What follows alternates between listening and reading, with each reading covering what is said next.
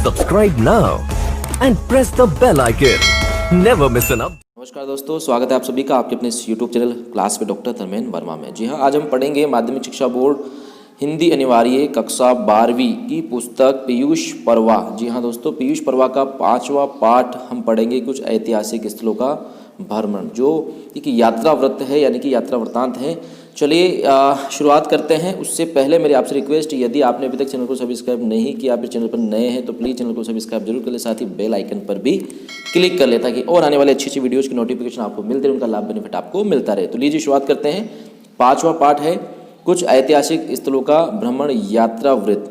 सेठ गोविंद दास इस पाठ के लेखक है। चलिए शुरुआत करते हैं लेखक परिचय से। देखिए, सेठ गोविंद दास, इनका जन्म हुआ 1896 ईस्वी, 1934 ईस्वी में इनका देहांत हुआ। भारत के स्वतंत्रता सेनानी तथा हिंदी के साहित्यकार थे। उन्हें शिक्षा व साहित्य के क्षेत्र में 1961 में पद्म भूषण से सम्मानित किया गया। पद्म भूषण एक पुरस्कार है। वे हिंदी साहित्य सम्मेलन के सभापति भी रहे। देखिए, जो सेठ गोविंद दास हैं, जिन्हें 1961 में पद्म भूषण भी मिला और साथ ही ये हिंदी साहित्य सम्मेलन के सभापति भी रहे हैं, तो ये बहुत एक अच्छा महत्वपूर्ण प्रश्न बनता है प्रतियोगी परीक्षाओं की, यदि आप तैयारी कर रहे हैं। उन्होंने राजभाषा के रूप में हिंदी का प्रबल समर्थन किया। वे भारतीय संस्कृति के अनन्य साधक, कला मर्मज्ञ, आदर्श राजनीतिज्ञ, प्रसिद्ध नाटककार एवं एकांकीकार थे। उनकी प्रसिद्ध रचना इस प्रकार, देखिए इनकी जो प्रसिद्ध रचना है वो इस प्रकार हैं। नाटक प्रकाश, कर्तव्य एवं नवरस, ये इन्होंने नाटक लिखे। साथ ही एकांकी की बात करें तो सप्तरश्मि, एकादशी, पंचभूत, तत्, चतुष्पथ, ये इनके एकांकी हैं। उपन्यास की बात करें तो चंपावती, कृष्णलता, सोमलता इनके द्वारा लिखे गए उपन्यास है। चलिए अब देखते हैं पाठ परिचय। आखिर इस पाठ में हम क्या पढ़ने वाले हैं। प्रस्तुत यात्रा वृत्त में चित्तौड़गढ़ की वीरभूमि, मोक्ष प्रदायिनी अवंतिका यानी कि उज्जैन नगरी के साथ ही अजंता, एलोरा व एलिफेंटा गुफाओं की यात्रा का वर्णन है। इसमें वहाँ के अपूर्व सौंदर्य, भारतीय संस्कृति की दिव्यता और प्राचीन ऐतिहासिक महत्व को अत्यंत रोचक ढंग से उभारा गया है। संपूर्ण यात्रा वृत्तांत में रोचकता, प्रवाहमयता व तथ्यपरकता दर्शनीय है। भारतीय सांस्कृतिक व ऐतिहासिक धरोहर के प्रति लेखक का अपनत्व प्रेरणास्पद है। तो चलिए पाठ परिचय भी हमने पढ़ लिया, अब पढ़ते हैं मूल पाठ। चित्तौड़गढ़ स्टेशन के समीप हम एक छोटी सी धर्मशाला में ठहरे और भोजन इत्यादि से निवृत्त होकर कोई 1 बजे दिन को ही तांगों पर गढ़ी और रवाना हुए। कितने बजे? दिन के 1 बजे। उस समय वहाँ मोटर इत्यादि नहीं मिलती थी। तो देखिए, जो लेखक है जिसने यह यात्रा वृत्तांत लिखा है गोविंद दास जी, तो उन्होंने जो यात्रा की यहाँ की, तो उस यात्रा के बारे में अपने जो अनुभव हैं वो बता रहे हैं। तो यही यात्रा वृत्तांत होता है।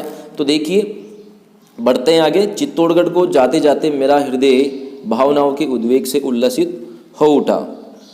टोड का राजस्थान इतिहास मैंने हाल ही में पढ़ा था और पढ़े थे हिंदी में 2 उपन्यास। देखिए, टोड, ये जो जेम्स टोड है, जो प्रसिद्ध इतिहासकार रहे हैं, तो उन्होंने किताब लिखी राजस्थान इतिहास, तो उसको लेखक ने अभी हाल ही में पढ़ा था और हिंदी में 2 उपन्यास भी पढ़े थे। एक का नाम था राजपूत जीवन संध्या, जिसमें हल्दी घाटी के रोमांचकारी रण का वर्णन था, और दूसरा था वीर जयमल। ये 2 उपन्यास लेखक ने पढ़े थे।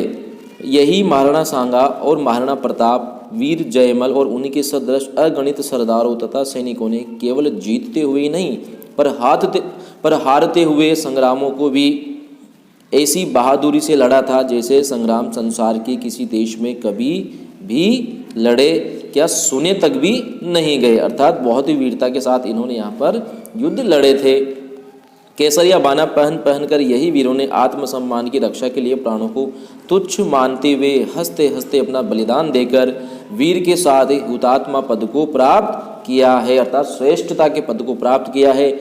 साध्वी वीर माताओं, वीर भगिनियों, वीर पत्नियों, वीर पुत्रियों की संख्या 2, 4, 10, 100, 200, 400 न होकर हजारों थी, हजारों। यही भामाशाह के सदृश त्यागी वैश्य भी हुए थे जो मेवाड़ के महावीर थे।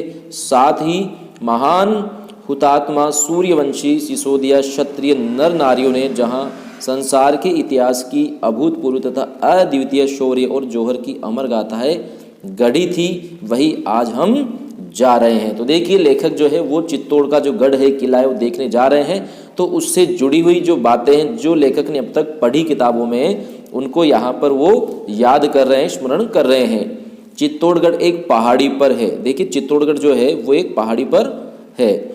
जैसे जैसे तांगा इस पहाड़ी पर चढ़ता जाता था, मेरी आतुरता वहाँ की वस्तुओं को देखने के लिए बढ़ती जाती थी। आखिर हम चित्तौड़गढ़ में पहुँचे। गढ़ की दीवारें और उनके बुर्ज खंडित हो गए हैं। करीब करीब सारी इमारतें जमींदोज, यानी कि वहाँ की जो इमारतें थी प्राचीन काल की, राजा महाराजाओं के समय की, वो ज़्यादातर इमारतें जमींदोज यानी कि गिर चुकी थी, खंडर हो चुकी थी। उन खंडरों के बीच खड़े हैं दो स्तंभ, कीर्ति स्तंभ और विजय स्तंभ। कीर्ति स्तंभ पुराना और जर्जर है, परंतु विजय स्तंभ उसके बाद का, साथ ही वीरता के इतिहास का सच्चा प्रतीक है। देखिए कीर्ति स्तंभ जो है वो तो काफ़ी पुराना और जर्जर है, लेकिन विजय स्तंभ उसके बाद बना हुआ है और साथ ही वीरता के इतिहास का सच्चा प्रतीक है। कौन? विजय स्तंभ। इस 7 खंडों वाले विजय स्तंभ को देखकर मुझे भारी हर्ष हुआ, यानी कि जो लेखक है बहुत प्रसन्न हुए। कला और सौंदर्य की दृष्टि से भी यह विजय स्तंभ अपूर्व था। फिर उसी महान वीरता का इतिहास इस विजय स्तंभ के साथ है। यद्यपि इस गढ़ में देखने योग्य बहुत कम रह गया है, तथापि मुझे तो इसका एक एक पत्थर, इसकी धूलि का एक एक कण भिन्न भिन्न प्रकार से, भिन्न भिन्न ध्वनियों में, भिन्न भिन्न रागों द्वारा वीर गाथाएं गाते जान पड़े। इन पत्थरों पर मुझे उस काल की पढ़ी और सुनी हुई एक एक घटना नृत्य करती सी जान पड़ी। यद्यपि वहाँ की देखने लायक चीज़ों को हम लोग थोड़ी ही देर में देख चुके, परंतु मैं तो संध्या पूर्व उस स्थल को छोड़ ही न सका। इधर से उधर और उधर से इधर न जाने कितने बार आवारा सा, भूला सा घूमता फिरता रहा। एक एक जगह को न जाने कितनी बार देखा। मेरी ऐसी दशा अब तक की यात्रा में कभी न हुई थी और न इसके बाद कभी हुई। मेरे साथियों को मेरी मुद्रा और दशा पर कुछ आश्चर्य भी हुआ। कुछ लोग हंसे, कुछ ने मजाक भी उड़ाया, परंतु मैं अपने आप में नहीं था, यानी कि मैं खोया हुआ था। जब अंधेरा होने लगा तब साथियों ने जोर देकर वहाँ से चलने को कहा। चलने के पूर्व इस स्थान की धूली लेकर बार बार मैंने अपने मस्तक पर लगाई और जिस प्रकार बड़े बड़े उत्सवों पर मैं मंदिर में भगवान को साष्टांग दंडवत प्रणाम करता था, उसी प्रकार मैंने उस पवित्रतम विजय स्तंभ को भी किया। तो देखिए लेखक ने किसे प्रणाम किया? जो विजय स्तंभ था, पवित्र विजय स्तंभ, उसको भी लेखक ने साष्टांग दंडवत प्रणाम किया। किसको? विजय स्तंभ को। प्रणाम के उपरांत मैंने हाथ जोड़ मन ही मन प्रार्थना की कि जिन वीरों की अपूर्ण कृतियों का यह विजय स्तंभ प्रतीक है, उनकी कृतियों में जो शौर्य, जो त्याग, जो कष्ट सहिष्णुता थी, मुझे भी उसका परमाणु अंश बराबर तो प्राप्त हो। जीवन में अनेक जोखिमों के अवसरों पर मुझे यह विजय स्तंभ याद आया है और इस स्मरण ने मुझे नव साहस और नवीन स्फूर्ति प्रदान की है। चित्तौड़गढ़ छोड़ने के पहले हमने वह स्थान भी देखा जहां वीर जयमल को गोली लगी थी और उन्होंने वीरगति प्राप्त की थी, यानी कि उनका देहांत हुआ था। इस स्थल के दर्शन से हृदय और अधिक गदगद हो गया, यानी कि प्रसन्नता हुई। रात्रि को रवाना होने से पहले हमारा भोजन स्टेशन के निकट बना था, कुछ वृक्षों की झुरमुट में, और यह था मेरा प्रिय भोजन, दाल बाटी चूरमा। देखिए क्या बना था भोजन में? दाल बाटी चूरमा, जो लेखक का प्रिय था। पर लाख प्रयत्न करने पर भी आज ये कोर मेरे गले न उतरते थे। चित्तौड़ से हम उज्जैन आए। सप्त मोक्षदायिका पुरियों में एक पुरी अवंतिका।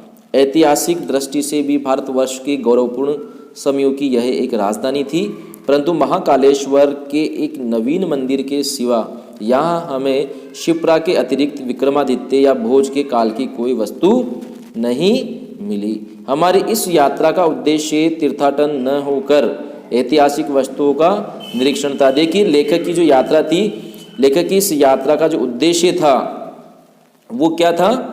यहाँ पर लेखक ने स्पष्ट रूप से कहा है कि हमारी इस यात्रा का उद्देश्य केवल तीर्थाटन न होकर, यानी कि केवल तीर्थों पर घूमना फिरना या देखना ही नहीं था, बल्कि ऐतिहासिक वस्तुओं का निरीक्षण करना था। जो इतिहास की जो वस्तुएं है, ऐतिहासिक जो बातें हैं, जो चीज़ें हैं, जो महल किले हैं, प्राचीन धरोहरें, उन सबको देखना था। तो ऐतिहासिक वस्तुओं का निरीक्षण ही लेखक का उद्देश्य था। हम अपना असबाब स्टेशन पर ही छोड़ गए थे। असबाब यानी सामान, जो लेखक के साथ सामान था वो उन्होंने स्टेशन पर ही छोड़ दिया था।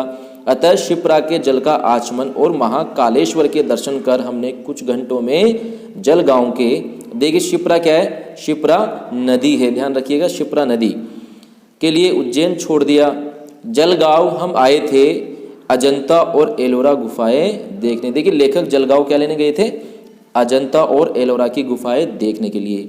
हमारे यहाँ ठहरने की व्यवस्था माहेश्वरी समाज के एक सुधारक कार्यकर्ता श्री रूपचंद जी लाठी ने की थी। लेखक की जलगांव में ठहरने की व्यवस्था किसने की, एक सुधारक थे माहेश्वरी समाज के कार्यकर्ता, क्या नाम था उनका, श्री रूपचंद जी लाठी, उन्होंने व्यवस्था की। उन्होंने हमारे अजंता और एलोरा जाने के लिए किराए की एक लारी मोटर का भी प्रबंध किया था। जलगांव से लारी पर हम सीधे अजंता गए। अजंता की गुफाएं सुंदर और हरे भरे पार्वत्य प्रदेश में हैं।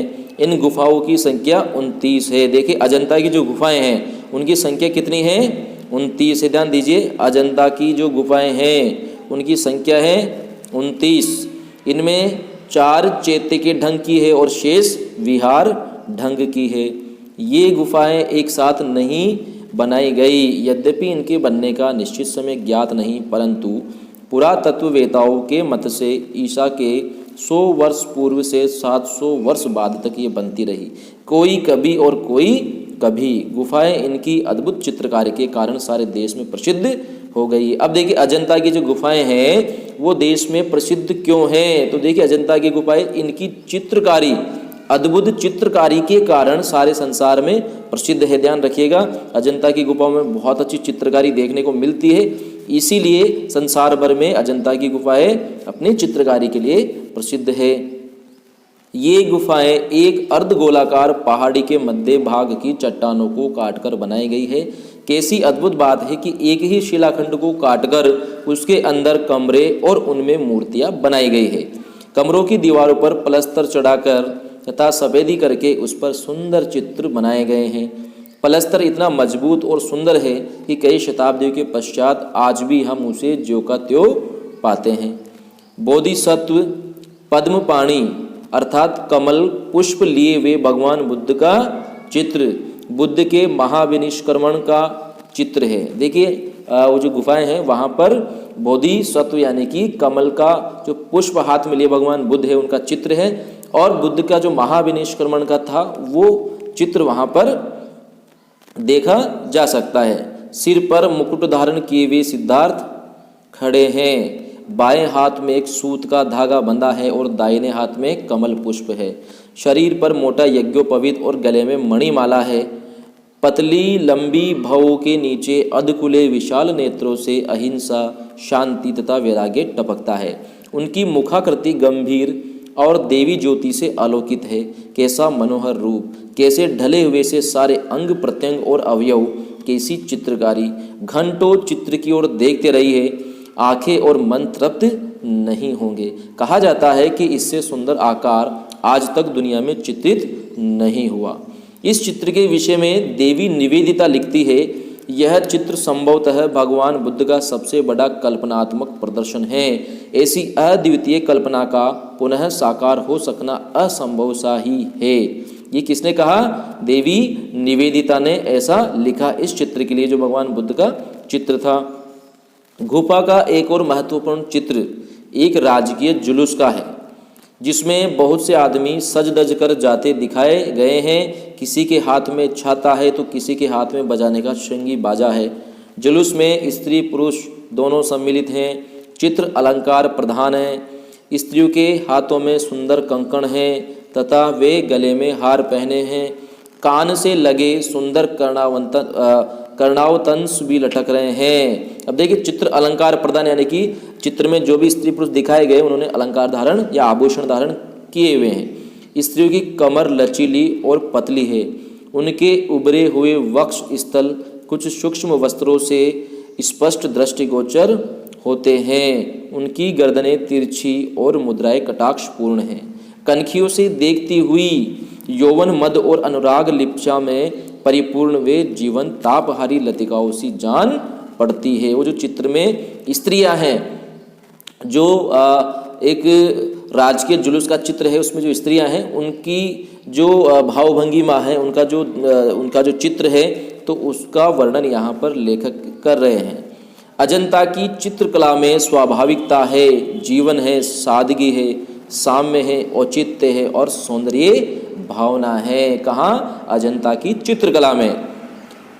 कुरुचि का अथवा विभत्सता का लेश मात्र उनमें नहीं है। सबसे बड़ी बात यह है कि अजंता के चित्रों में अंकित व्यक्तियों में, चाहे वह धनाढ्य है, भूपति यानी राजा हैं, अथवा निर्धन गृहस्थ हैं, चाहे पुरुष हैं अथवा स्त्रियां हैं, उन सब में जीवन के प्रति आनंद भावना है। उनके हृदय में जीवन के प्रति एक सुखमयी लिप्सा है, जिसे सभी कला मर्मज्ञों ने स्वीकार किया है। यही कारण है कि अजंता के चित्र संसार भर में अद्वितीय हैं। उनमें भारतीय जीवन की, उसके विराग अनुराग की, उसकी आशाओं निराशाओं की, उसकी क्षमताओं व्यथाओं की झलक तो है ही, उनमें भारतीय संस्कृति का चरम आदर्श भी परिलक्षित हुआ है। आनंद भावना ही भारतीय जीवन का साध्य और साधन रही है। तो देखिए लेखक ने सारी बातें किसके लिए कही कि भारतीय संस्कृति का चरम आदर्श भी परिलक्षित हुआ है। किसमें? अजंता की गुफाओं में।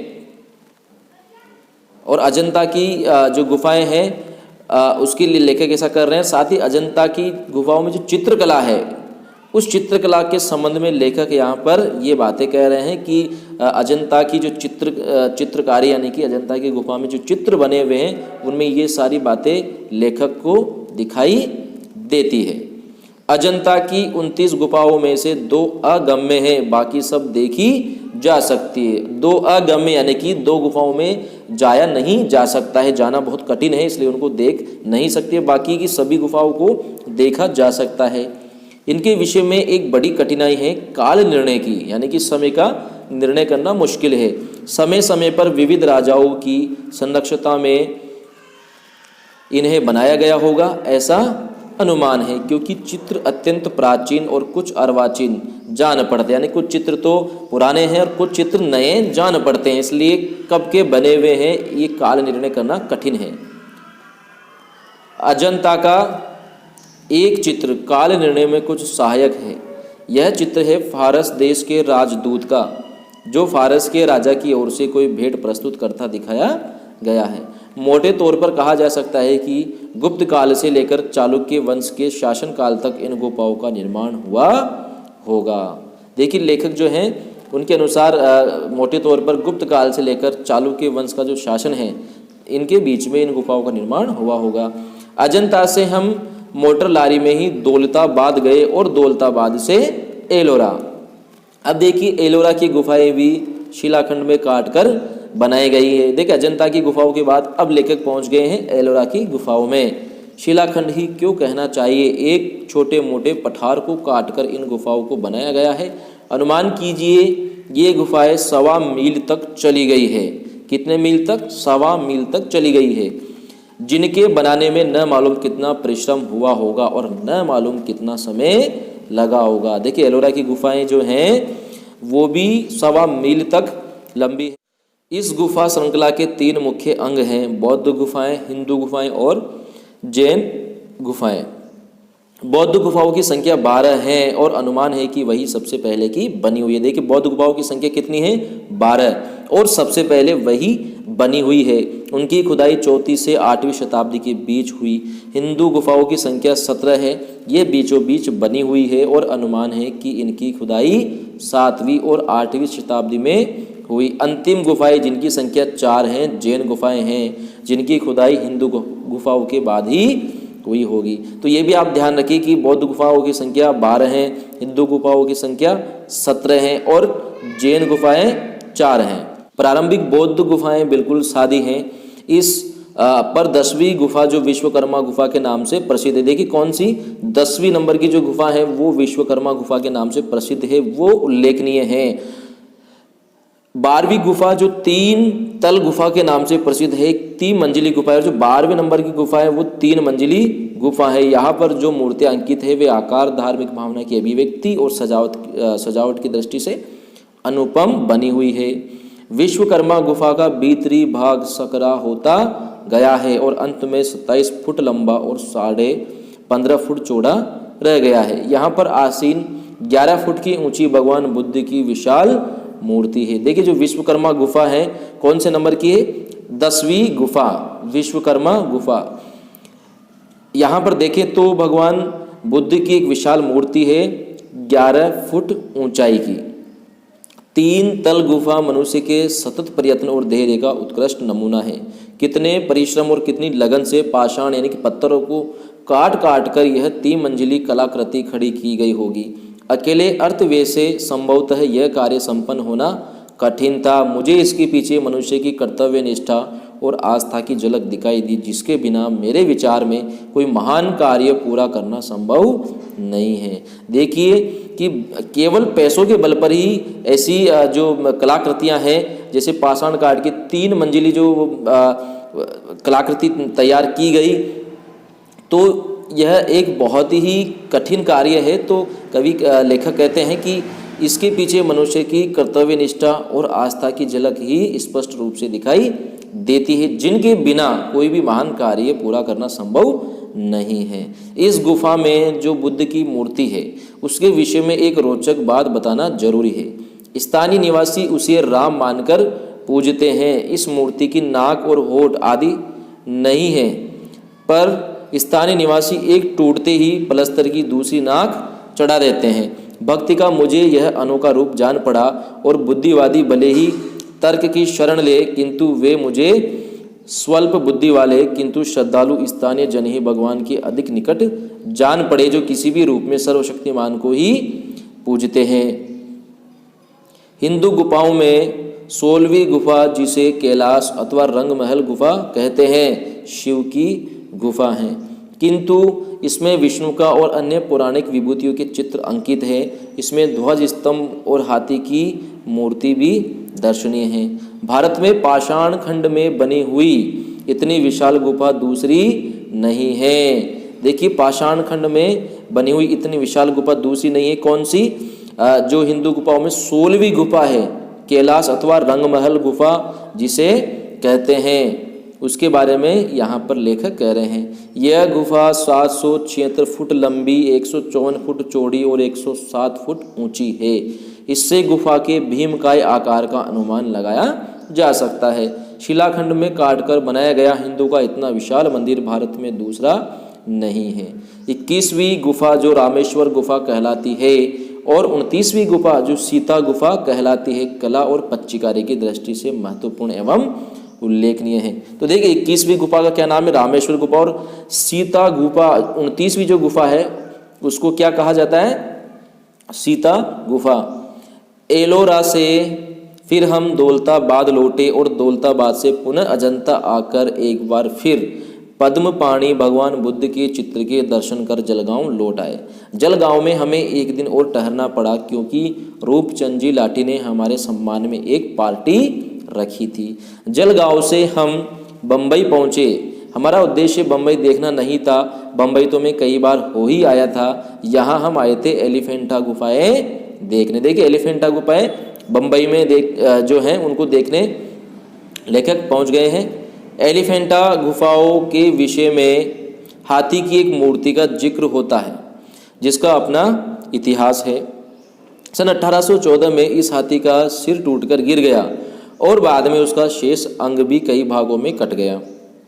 सन 1864 में इस मूर्ति के खंडित अंगों को विक्टोरिया बाग बम्बई ले जाया गया, जहां इसको पुनः जोड़ा गया। कहा जाता है कि इस हाथी के अंग्रेजी पर्यायी एलिफेंट के नाम पर ही पुर्तगालियों ने इन गुफाओं को एलिफेंटा गुफाओं की संज्ञा दी, यानी कि नाम दिया। ये गुफाएं अपालो बंदर से कोई 7 मील पश्चिमोत्तर में एक द्वीप पर स्थित है, जिसे स्थानीय निवासी और मल्ला घरपुरी कहते हैं। इसका घेरा कुल मिलाकर 4.5 मील से अधिक नहीं है। इसमें 2 पहाड़ियां हैं, जिनके बीच एक मनोरम घाटी है। द्वीप के निवासियों की संख्या बहुत कम है। अब देखिए ये जो गुफाएं हैं एलिफेंटा की गुफाएं, ये एक द्वीप पर स्थित है और उस द्वीप को स्थानीय निवासी और जो मल्ला हैं वो घरपुरी के नाम से जानते हैं, पुकारते हैं। तो देखिए उस द्वीप को क्या कहा गया है, घरपुरी, किस स्थानीय निवासी और मल्लाहों के द्वारा। आकार की दृष्टि से यह द्वीप चाहे छोटा हो पर इसका इतिहास बड़ा रोचक रहा है। मौर्य, चालुक्य और राष्ट्रकूट राजाओं का इस पर आधिपत्य था। सन 1534 में इस पर पुर्तगालियों ने अधिकार किया।